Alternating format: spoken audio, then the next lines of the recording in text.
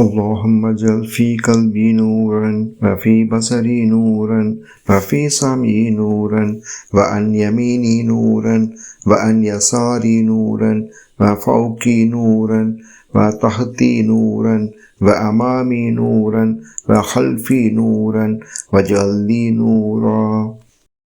யா அல்லாஹ், என் உள்ளத்தில் ஒளியை ஏற்படுத்துவாயாக. எனது பார்வையிலும் எனது செவியிலும் என் வலதுபுறமும் இடதுபுறமும் எனக்கு மேலேயும் எனக்கு கீழேயும் எனக்கு முன்புறமும் எனக்கு பின்புறமும் ஒளியை ஏற்படுத்துவாயாக. எனக்கு முழுமையாக ஒளியை ஏற்படுத்துவாயாக. இந்த துவாவானது நபிகள் நாயகம் ஸல்லல்லாஹு அலைஹி வஸல்லம் அவர்கள் அதிகமாக கேட்ட துவாக்களில் ஒன்றாகும். இது நூர், அதாவது ஒளிக்காக அல்லாஹ்விடம் கேட்ட ஒரு பிரார்த்தனை. இதிலிருந்து நமக்கு பல அருமையான கருத்துக்கள் வெளிப்படுகின்றன. இது அல்லாஹுவை உணரவும் பாவங்களில் இருந்து விலகவும் நல்லதை உணரவும் தேவையானது.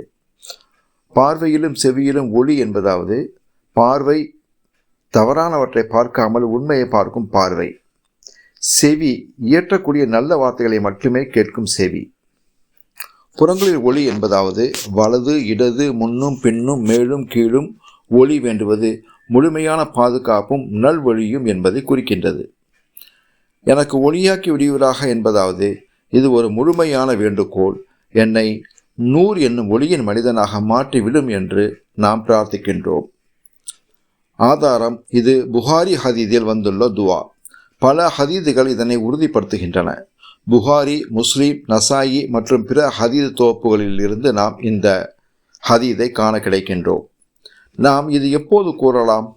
தூங்குவதற்கு முன்பு, தொழுகைக்கு வரும்போது, இருளில் பயம் அடையும் போது, வாழ்க்கையில் குழப்பம் ஏற்படும் போது, இறை வேள்வியை நாடும் நேரங்களில், தஹஜ்ஜத்துடைய வேலைகளில், இன்னும் பல சமயங்களிலும் இந்த துவாவை நாம் அதிகமாக கேட்டுக்கொள்ளலாம்.